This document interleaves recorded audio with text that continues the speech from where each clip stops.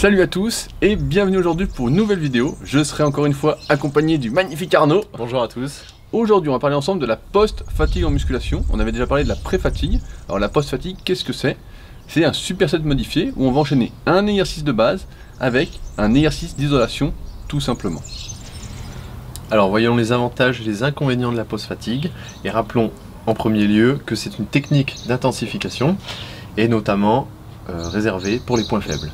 Tout à fait, donc on l'avait vu dans l'article sur la pré-fatigue. La post-fatigue a pour but de vous aider à rattraper vos points faibles en permettant de mieux solliciter son muscle en retard lors de l'exercice de base grâce à la sensibilisation du muscle, grâce à l'exercice d'isolation qui a été enchaîné juste après. Ainsi, lorsque l'on repasse à l'exercice de base, ou polyarticulaire, parce que c'est pas toujours un exercice de base, eh bien on va mieux congestionner du muscle retard. On gagne ainsi en temps de contraction sur ce muscle qui a du mal à se développer et qui est d'ailleurs la cause de ce manque de développement.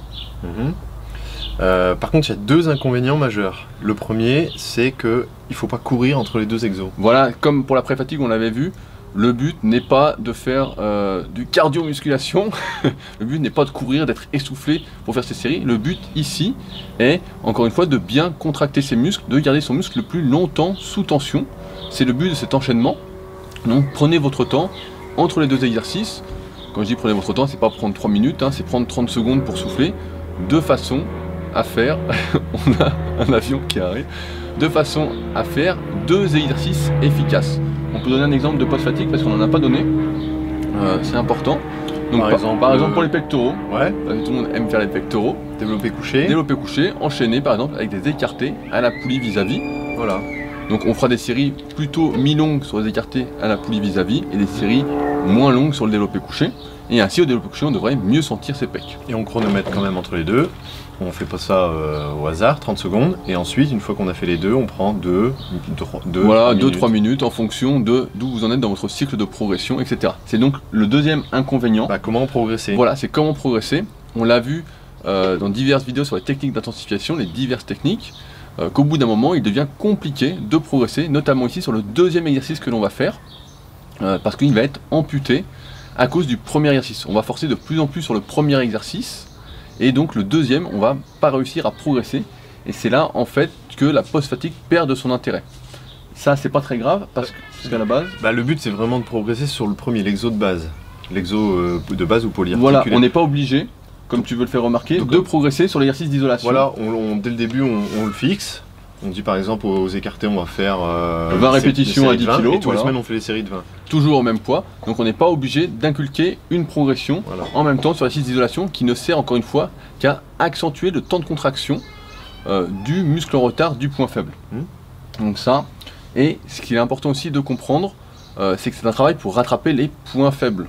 C'est un travail de fond qui va nous permettre ensuite, quand on va progresser sur des exercices plus généraux, sur tous nos exercices censés travailler ce muscle, nous permettent de prendre plus de muscles à cet endroit-là. C'est vraiment un travail, comme je disais, de fond, et non pas un travail à long terme. C'est un travail à faire pendant quelques semaines, voire quelques mois, afin de redéfinir ce qu'on peut dire son recrutement moteur. Donc on ne fait pas ça toute l'année et on ne fait pas ça toute la semaine, parce que on ne peut pas avoir tout en point faible. Non, parce qu'on en voit souvent qui mettent cette technique-là à tous leurs entraînements, pour tous les groupes musculaires. Non, c'est abusé quoi. Voilà, c'est vraiment réservé aux points faibles. Voilà. Ça nous permet de conclure là-dessus. À qui peut pratiquer? Qui peut faire de la post-fatigue, donc c'est réservé à ceux qui ont des points faibles et donc notamment les pratiquants qui sont confirmés, voire intermédiaires, c'est-à-dire entre le niveau silver et gold du club super physique. Si vous faites 10 x 60 au développé couché et que vous n'avez pas de pectoraux, ne vous inquiétez pas, c'est normal. Personne n'a des pecs énormes à 10 x 60 kg au développé couché, à moins de le faire en super lent, d'avoir fait 10 x 120 avant, puis là de faire un truc pour bidouiller, pour s'amuser. Mais sinon c'est normal. Donc toutes ces techniques d'intensification, notamment là la post-fatigue pour rattraper les points faibles, sont réservées aux pratiquants confirmés qui ont vraiment des points faibles. Si vous débutez, vous ne savez pas encore ce qui va venir ou pas. Il y a la théorie, il y a ce qu'on voit, ce que je vois par exemple dans les analyses morphologiques, c'est pour ça aussi que c'est réservé aux pratiquants assez confirmés. Et ce qui peut se passer, par exemple j'ai les triceps très courts, si on m'avait analysé dès le début, on m'aurait dit tu n'auras jamais de triceps, et comme vous le voyez, c'est quand même... Je suis plutôt bien sorti. Ça se discute. Voilà, ça se discute. Et voilà. Donc on ne peut pas prédire l'avenir d'un débutant de son développement musculaire. C'est pourquoi tout ça, c'est réservé vraiment à ceux qui ont des points faibles.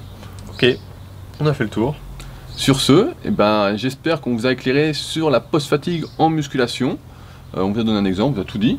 Oui. Donc, Oui, ça s'applique à tous les groupes musculaires. On peut aussi le faire pour les jambes. Hein. Tu as cité les. Voilà, par exemple, le haut. enchaîner de la presse à cuisse avec du leg extension. Ouais, du soulevé de terre avec du leg curl.